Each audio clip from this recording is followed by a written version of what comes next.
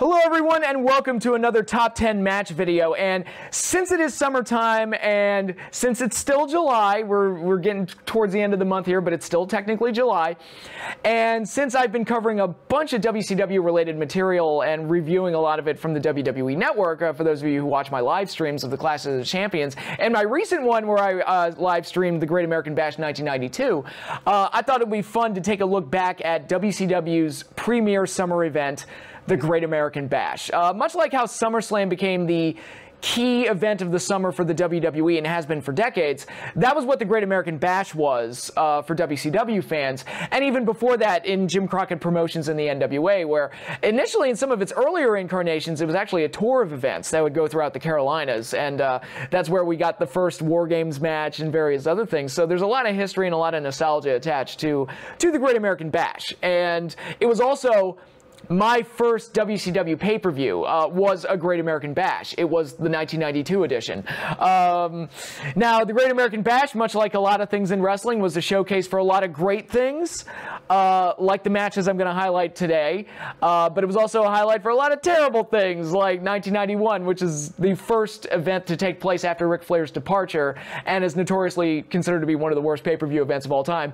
There was also that stupid Tower of Doom match in '88. That was stupid, but anyway, we're here to highlight the positives, and I want to come here to just talk about some of my fondest memories and favorite matches from the history of the Great American Bash. I should also note that this list will not include any matches from the WWE incarnations of Great American Bash. I'm not trying to be a jerk by doing that. I'm not trying to be like, fuck WWE, blah, blah, blah, blah. That's not the point. This is just meant to be an NWA/WCW centric episode of this series, and that's really the goal here. Although now that I think about it, I'm looking back on the WWE versions of the Great American Bash, and like, what matches would even crack the top 10? The only one I can think of that I would even consider, well, there's two that I would consider. There's Eddie and JBL in the bull rope match where JBL won the title, and Jericho and Michaels, I believe, was Great American Bash 2008. I think it was a Great American Bash. I could be wrong. Comment down below and correct me if I'm wrong, or tell me I'm right. Either way, I'm going to look it up right after I'm done filming, so it doesn't matter. But anyway, we're going to be focusing on WCW and NWA for this list, so that's what we're doing. So here we go. Let's celebrate the summer, and let's celebrate some old school NWA and WCW Southern Wrestling as we take a look back at the top 10 best matches in the history of the Great American Bash. So let's start at number 10. For the vacant WCW Cruiserweight Championship, Chris Jericho versus Dean Malenko. I've already talked about this feud before. I love this feud. I felt like it was a coming out party for Chris Jericho. The personality and the star that Jericho would ultimately become, you really saw it starting to develop during this feud and his run as Cruiserweight Champion. And this feud he had with Malenko was just stellar. Just a great storyline from start to finish. And I would argue Dean Malenko's best work as a character, because that was really the one thing that Malenko was lacking. Very technically sound guy. Had the charisma of dry paste. No charisma, no stage presence, if you will. But he was very technically sound. By making Jericho this obnoxious asshole and putting this no-nonsense guy and Dean Malenko up against him, it actually created the perfect chemistry, because you had this asshole that you wanted to see get his ass kicked, and you had Dean Malenko, who was like, you know what, fuck technique, I just want to beat the shit out of this little punk. And so he got to show a little bit more fire, and I think the end result was a very interesting string of matches and a great feud. And this match was really good. It was for the vacant Cruiserweight Championship and ended with Dean Malenko getting disqualified after he lost his temper with Jericho and ultimately chased him out of the building. Really good match. Again, a fun part of a great feud that I really enjoyed, and just a sign that even though WCW was past their peak in '98, their best days were in '97, and '98 was kind of like you could start to see dents in the armor. The Jericho-Malenko feud was something that I thoroughly enjoyed and was one of the best things to come out of 1998 for sure. Number 9, Ric Flair versus Lex Luger for the NWA World title from the 1988 edition of the Great American Bash. Many people have said, even Luger's strongest critics, have said that Lex Luger's best matches were with Ric Flair, and it's tough to argue when you look at matches like this. Again, they had the type of matches that I would have expected Flair and Hogan to have, but never really did. I've been critical of the Hogan-Flair matches. I thought they were too formulaic. I thought maybe even their best match, which was the Bash of the Beach 94 match, it was kind of like, had the air of, maybe we're doing this about 6 or 7 years too late. But if you want to get an idea of what I always envisioned the Ric Flair Hulk Hogan matches to look like, there was something like this, with Lex Luger being the power guy and the fresh-faced baby face that could throw Ric Flair around and just overpower him and just toss him around like a sack of potatoes. Really good stuff here, and I thought they had an excellent main event. It would be much higher on this list if it wasn't for the finish, which I can't stand, where Lex Luger had Ric Flair in the torture rack. It looked like Ric Flair submitted. It looked like Luger won the title, but it turns out the referee stopped the match because Luger was bleeding, and the Baltimore State Commission wouldn't allow the match to continue because of blood, so Ric Flair retained the title. And I was like, that is the most like dog and pony, like bullshit finish I think I've ever seen, especially in a time period where the NWA featured blood all the time. It just felt like a cheat. It was one of those situations where it felt like they booked themselves into a corner where it's like, all right, we don't want to have Luger lose, but we don't want to take the title off of Flair. Easy solution to just not book the match or just do a straight up DQ, but doing that was just kind of like, really? That leaves a sour taste in your mouth. It's weird. Like, for the WWE summer event, SummerSlam, Lex Luger was also privy to a really stupid finish where he celebrated a victory in a title match even though he didn't win the title. It's weird. I guess Luger was just snake bit that way. But in any case, I thought this match was excellent. I thought it was really great stuff. Probably the best match that Flair and Luger had together, except for the finish, which is a shame. Next up, another Ric Flair title match. Ric Flair versus Sting for the NWA title in 1990. Famous for one thing, this is the match where Sting won the NWA World title. It had been delayed due to Sting's injury. It was something they'd been planning for a long time. And as a Sting fan and as a huge mark for the guy, I just love the match where he won the belt. And that's really all this match needed. It's like, look, as long as Sting wins, you're good. That's all you need to do. Just Sting has to win the belt. He did win the belt. It was great. I don't think this is Flair and Sting's best match. Here's the thing. If you take their Clash of Champions match from the very first Clash of Champions and give it this match's finish, you would have the perfect Sting and Flair match. As is, I think it's a really good match with a great atmosphere with Sting's partners, the dudes with attitudes. Not a fan of that name, but it was the 90s. Basically canceling out the Horsemen and allowing Sting to have a fair fight against Ric Flair and ultimately win the title. So basically, I mean, you could look at it, this was what the Starrcade 97 match against Hogan probably should have looked like, or at least something similar to this. But in any case, Sting won the title here. If you're a Sting mark, this match is must view. You have to see this match. It's required viewing.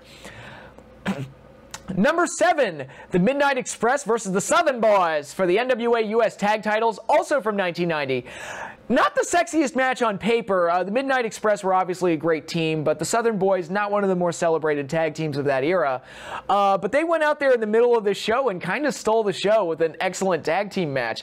And that's really all there is to say about it. If you like tag team wrestling, especially if you like NWA tag team wrestling, I highly recommend checking this match out. It's a really good one. It's a damn fine tag team match. And not one on paper you would expect to be that great, because the Southern Boys weren't as celebrated as some of those other teams, but I thought the match was excellent. It is definitely worth a watch. Number 6, from 1989 for the NWA TV title, Sting versus the Great Muta. This was a pairing. I remember the first time I saw this match. It was a few years after it happened, but I got a tape of this match, and I just fell in love with Great Muta right away. And I've talked about it with Sting in various videos, where Sting was the first non-WWF guy that I really became a huge fan of. So as I dug more into his material, I got exposed to more people. The Great Muta was one of those, where once I saw the Great Muta, I was like, who's this guy? I want to watch more of this guy. Great Muta's awesome. And I thought these two had some really good matches with each other. Just an excellent series of matches. Just high impact, high energy, great athleticism. Both guys in, you know, young-ish stages of their careers, and just going out there and proving what they could do, and just had really exciting matches. And they were both kind of weirdly mirror images of each other. You know, these young, explosive, kind of high-flying, kind of power, face-painted guys. It was some really good stuff, and they worked very well with each other. And this was probably their best match together. And, you know, these are the type of matches that you're getting for the third-tier championship, the TV title. So, again, that's one of the benefits of having so many great talents throughout a diverse and loaded roster, that even the third-tier belts, you know, the matches for the third-tier belt seem amazing by extension. So, really good stuff. Love this match. I think it's great. Next up, number 5, the main event of 1989 show, Ric Flair versus Terry Funk for the NWA World Title.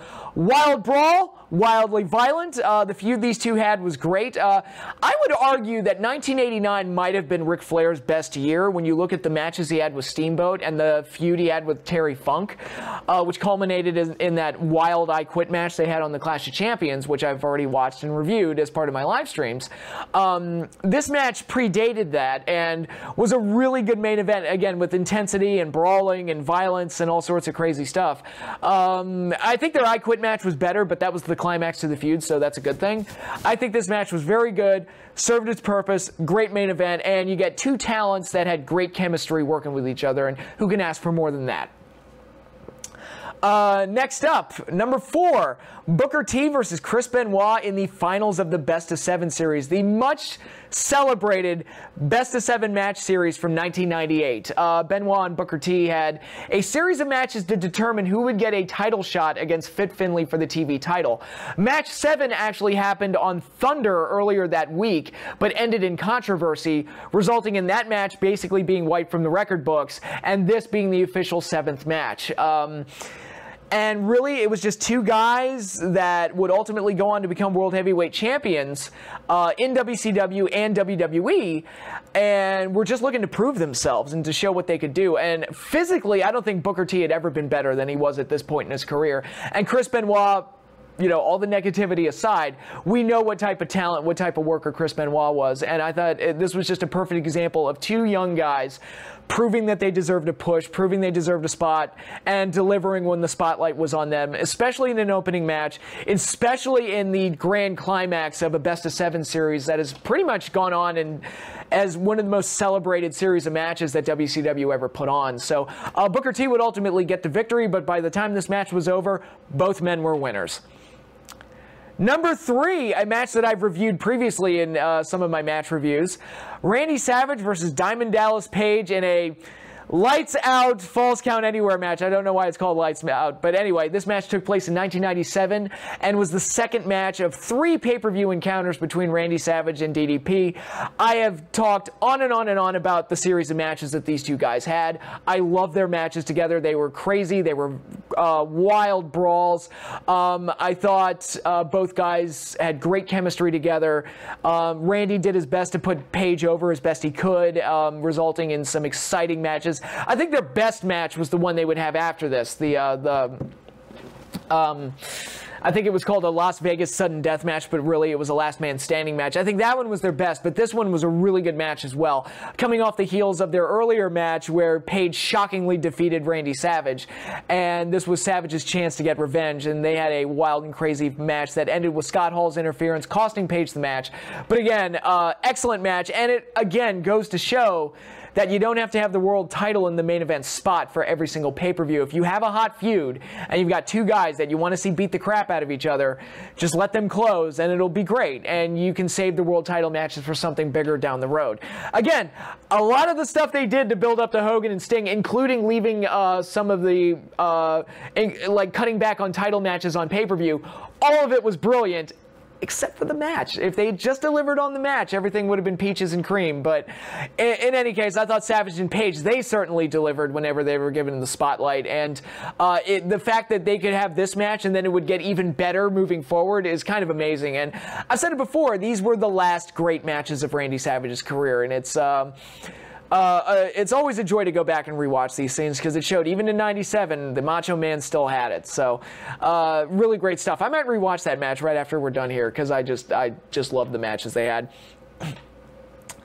And from the very first Great American Bash event in 1987, the Four Horsemen versus the Road Warriors, Dusty Rhodes, Nikita Koloff, and Paul Ellering in the very first War Games match. I mean, you want to talk about hitting it out of the park the first time out. And again, I've talked about this match before because I did a top 10 War Games match list. As one of my videos, and yeah, I mean, this match basically set the standard for how War Game matches are supposed to go. The two-ring setup looked awesome. The match was violent. It was crazy. It never felt overclouded, even with 10 guys crammed in there. It was just a perfectly executed match right out the gate, with all the intensity and crowd investment that you could ever possibly want.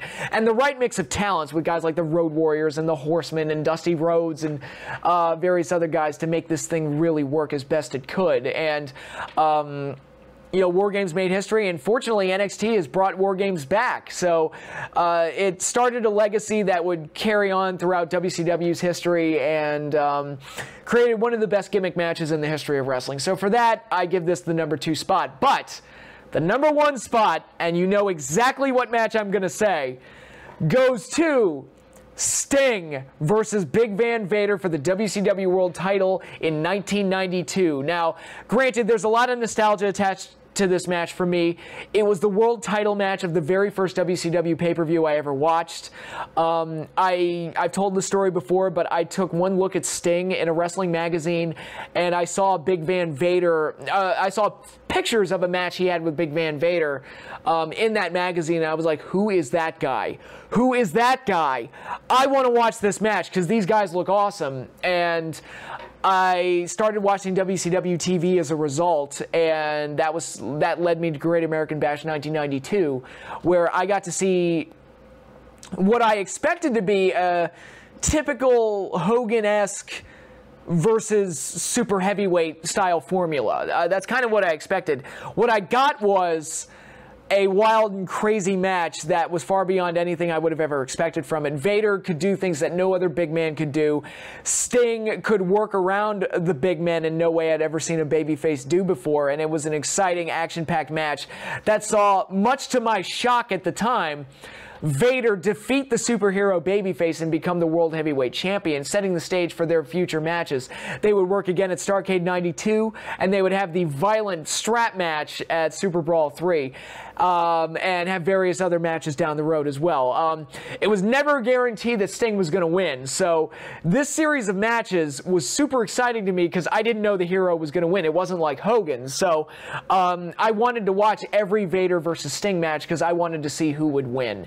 And it was the perfect kind of gateway drug for me to get into WCW and by extension get into the rest of wrestling and what the art form of wrestling had to offer as a result. And this match is so great. If you watch my live stream where I rewatched this event, you got to see me mark out like crazy for this match. And it still to this day has one of my favorite finishes in the history of wrestling, where Sting made one mistake where he overshot the Stinger Splash, hit the ring post face first, bloodied himself up, and Vader was able to powerbomb him to victory and ultimately win the title in a shocking title change at the time for me. So excellent match. These guys would always have excellent matches. So really, at the end of the day, it was just an indicator of what these two guys were capable of. But I love this match, and for what it gave to me as a fan, I have to pick it as my favorite Great American Bash match of all time. But thank you all for watching this list. Thank you all for once again viewing me and supporting me. Be sure to like, share, subscribe, hit the little bell there in the corner so you get notified when my videos get posted, and tell me in the comments down below what are some of your favorite Great American Bash matches. I'll even let you count the WWE ones just to be fair. I deliberately omitted the WWE for the purpose of this video, but tell me what some of your favorite Great American Bash matches are. Maybe some of you like the Concrete Crypt match. Maybe some of you like, you know, some of the matches from 1991. Who knows? It could be a surprise. I'm looking forward to seeing what you guys have to say. But that is all I have for you now. Thank you all for watching. Hope you all enjoyed this video, and enjoy the rest of your week.